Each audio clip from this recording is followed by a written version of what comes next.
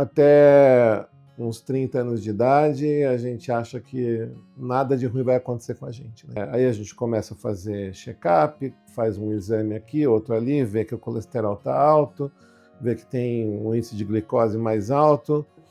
Então, foi nesses exames de rotina eu percebi que o meu colesterol estava um pouco mais alto do que o normal e comecei a tomar esses remédios tipo estatinas e tal, já há bastante tempo. Eu comecei, pelo menos há uns 20 anos, com um medicamento mais leve para baixar um pouco o colesterol e venho nessa tocada desde então. Acho que desde os 35 eu tomo remédio para colesterol. Olha, sem medicamento você não consegue controlar, né? Essa é a minha experiência. E é o que eu ouço falar dos médicos. Mesmo colocando stent, passou um ano tomando remédios adicionais até, anticoagulante, outros remédios. Para minha surpresa, no final do primeiro ano que eu tinha colocado stent, eu infartei. Trabalhando numa videoconferência aqui no escritório, comecei a sentir uma dor no meio do peito, uma dor intensa no meio do peito.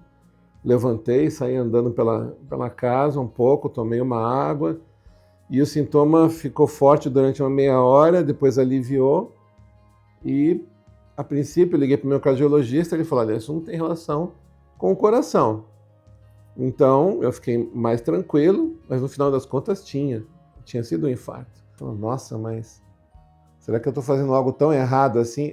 A minha alimentação é tão ruim e não é ruim, né? Eu me alimento bem, com alimentos de qualidade, com orientação de nutricionista. O que o médico explicou que o problema do colesterol ele é cumulativo, principalmente o colesterol ruim, ele vai obstruindo as artérias ao longo do tempo e chega um momento em que você pode ter um problema como esse, né?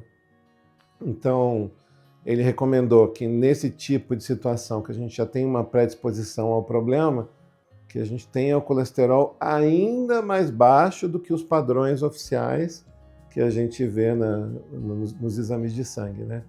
Daí veio a necessidade de tomar algum remédio que pudesse agir de forma mais eficiente. Entendeu? Eu tenho amigos e amigas que corriam comigo, faziam maratona com frequência e tinham colesterol mais alto que o meu, né? Então, tiveram que tomar, pessoas magras, né?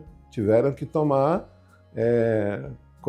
remédio para colesterol já desde os 30 anos, alguns até antes, né? Essas doenças cardíacas que são provenientes do colesterol alto são silenciosas, né? E a gente acha que com a gente não acontece, mas de repente te pega e causa um transtorno enorme na sua vida, né? Usar os remédios que a gente puder para melhorar uma condição que só com o seu esforço você não consegue. A gente não consegue esses patamares de redução de colesterol com alimentação e exercício, você não consegue. Isso os médicos já haviam me explicado. Então, os remédios que eu tomava, como estatinas e tal, continuo tomando, mas ele falou, olha, você tem que tomar um remédio mais eficiente.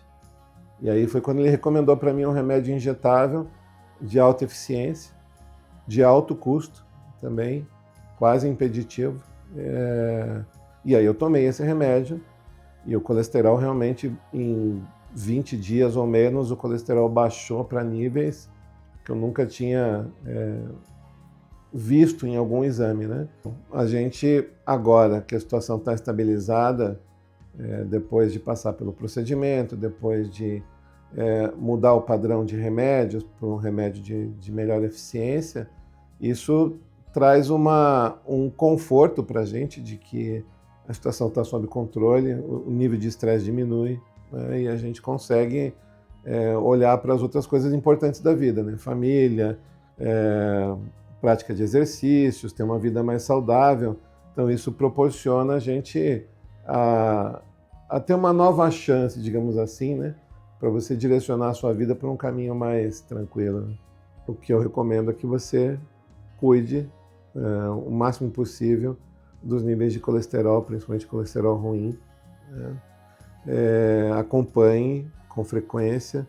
Se for necessário tomar um remédio de maior eficiência, faça o possível para tomar.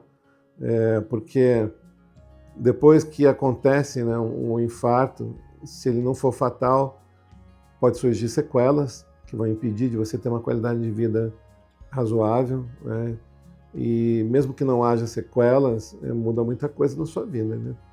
Então, a prevenção, você tomar remédios antes, fazer um controle mais próximo, é muito melhor do que você tratar as consequências depois, né? Se você quer manter essa qualidade de vida, né, com a sua família, com seus entes queridos, né, eu acho que a preocupação de você cuidar da sua saúde tem que vir em primeiro lugar, porque se você não estiver bem, a sua família não está bem, né? Então, essa preocupação tem que ser prioridade na sua vida, né? A sua saúde.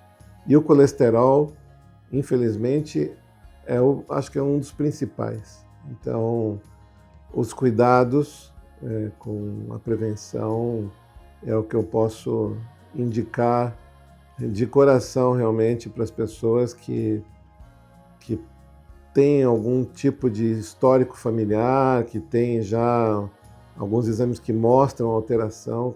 Cuidem disso, porque depois que acontece o pior, aí tudo muda na vida, né? Então, a prevenção é a chave de tudo. Eu vejo que é possível voltar a sorrir, é possível ter uma boa qualidade de vida com esse nível de acompanhamento com bons médicos e com remédios mais inovadores.